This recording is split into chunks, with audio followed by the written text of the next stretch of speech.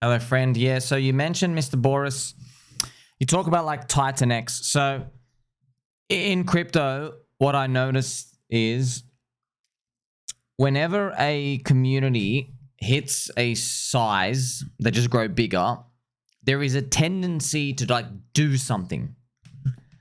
In 2021, meme coins, what they started doing was they made a DEX, they made an NFT market. Some of them tried to make a game. You know, there was a Pika in 2021. Just it was an actual Pikachu coin, and they tried to make a game, like a Pikachu game, and had to redo it because of the copyright stuff. It didn't get adoption. Like nothing worked, right? Because obviously, as we know, people want to join communities. We don't want to like play games, man. If we wanted to play games, we'll just go play games, right? So, yeah, communities as they grow bigger, they have a choice to do something, and they don't learn from Bitcoin. As Bitcoin grew bigger in size, they didn't say, "Oh, let's change the tech, let's add stuff, let's do things." They don't do that. It's very slow. That process is like painstakingly slow. Instead, what they do is, okay, now that we're in, how many more people can we adopt? Let's get a country in. Let's get ETFs in. You see? In crypto, what other coins do, communities, is as they go bigger, they try to like maybe make an upgrade. They're like excited by it. They're like, oh, we're going to upgrade, or we're going to add a part of the ecosystem. You know, so we're going to, and they usually sometimes do like, you know, yield games, Ponzi games, musical chairs stuff, leverage. Like they don't know what to do, man. They're just doing what they think is natural, which is okay. But you'll find that when the prices reverse on the way down, everything kind of implodes. So you basically, what ends up happening is, people, they see the ecosystem, eventually it implodes and it becomes, it looks really damaging. Usually, once the buying eventually stops, because a lot of people, they see like so many things exploding in an ecosystem, and then they're wondering like, oh, why am I here in the first place? I guess it just didn't work. You see, but if you're in a meme coin that just goes down and you have a bunch of schizo believers, when the thing goes down, people are in there and they still say, well, thing's cheap. The thing's cheap. Because here's the thing, right? In a meme coin, you're there for the community. You're there because people believe, and you believe, okay, there's going to be a bull market again and stuff. But if you're in a coin ecosystem and they're constantly launching these games, they're like constantly attracting people who are just there to make money. And so they're spending all their time and their energy to cater to these non-believers. People who want to make a bit more Ponzi yield here and a bit more, yield there. You see what I mean? So that's what I've noticed, actually, what happens. So I know, like, if I'm ever in a coin and they just grow to a certain size, the right thing to do is actually nothing. It's literally nothing.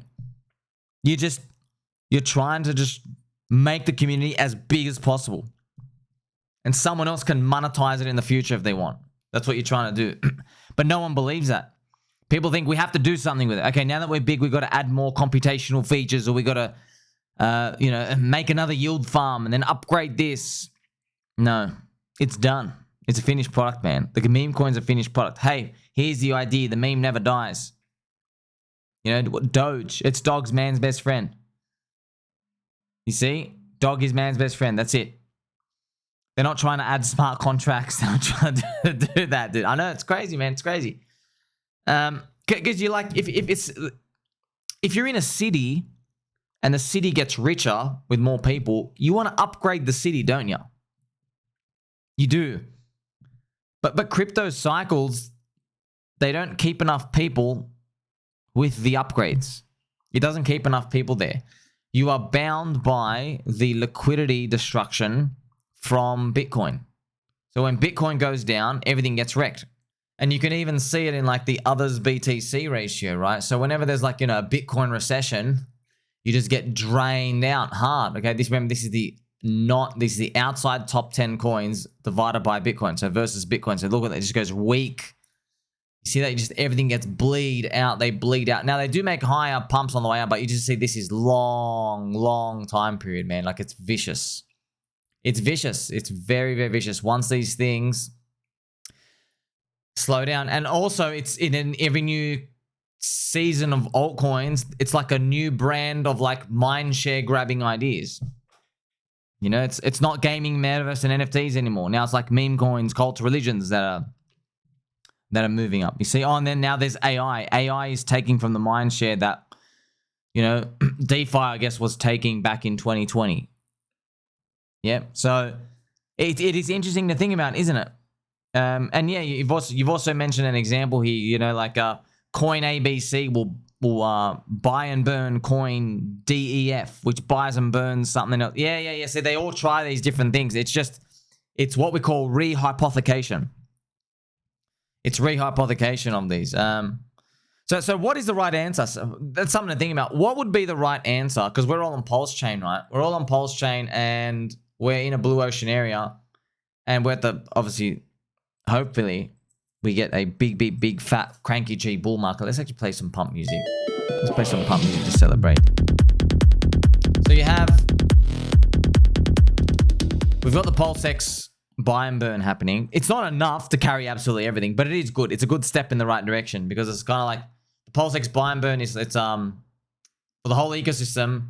It's taxing the traders, and it's like you collect money from parking fines in the city, and then you take the parking fines or the parking tickets and you route it somewhere, and then you like polish the city up. That's effectively what they're doing. So imagine like a city.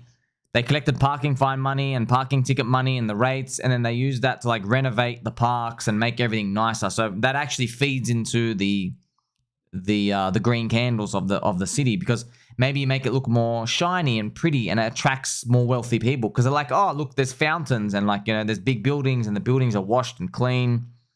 Okay, so that's effectively what PulseX buy and burn is doing.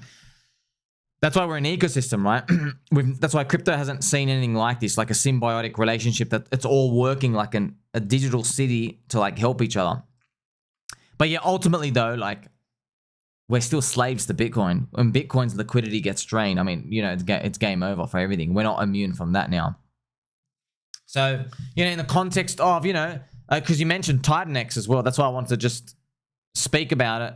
It just everyone does this same thing. What's right or what's wrong? Well, it depends what everyone's purpose is, because everyone's trying stuff. You know, and sometimes if it's at the right time of a bull market, they go up. So who are you to say that it was not the right thing to do? Of course it's the right thing to do, because like I empathize with everyone, because you sit everybody down and they go, why are you doing it? They're like, well, we're going to go down anyway. I might as well try something. So that everyone has a point.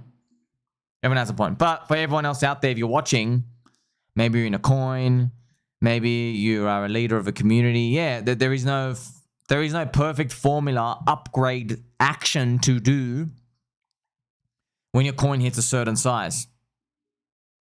Because you're just trying to grow the city bigger numbers, man. You're trying to recruit wealthier people. You're trying to recruit bigger numbers of people.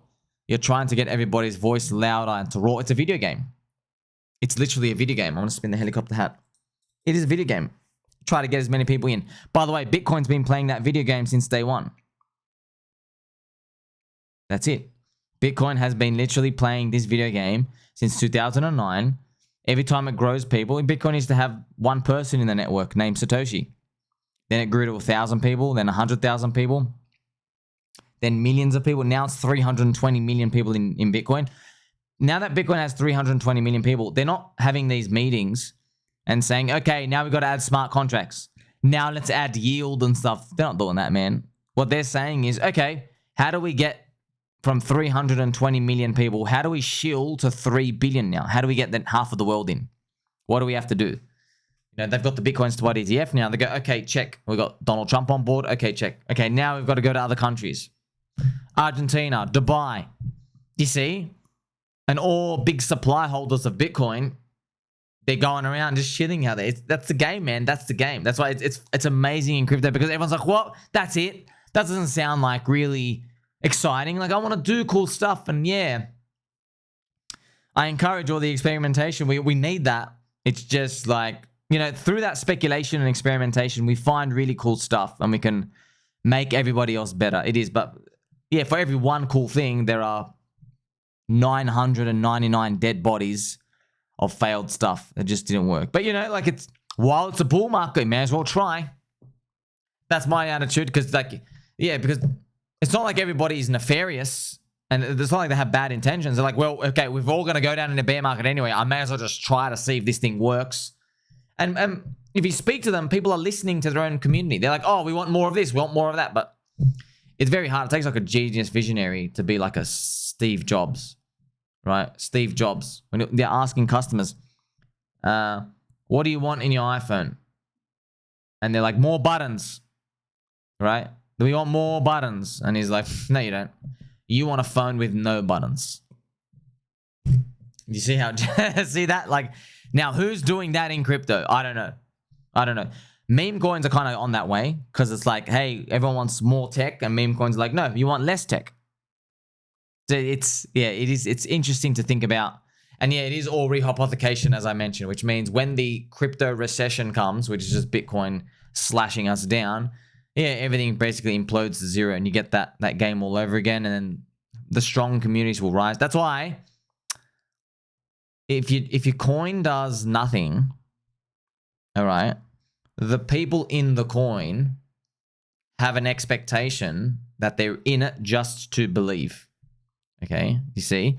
However, if your coin does have utility and it's meant to like give you yield and these, you're no longer just there because you believe in the coin. You're there because you want something out of it. You're there for some money, some yield. You're there for some game mechanic, okay? Not all the people are like that, but some of you is like that.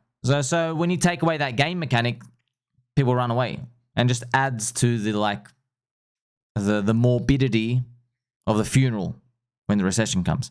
But if you're just like a useless meme coin like Doge, they're like, oh, what do you expect your Doge to do? They go, I don't know, I just joined because everybody was joining. That's that cycle. That's how it's pure and that's clean. It's so easy to just get people to believe again. So yeah, these are the concepts, man. You understand these concepts, you understand crypto.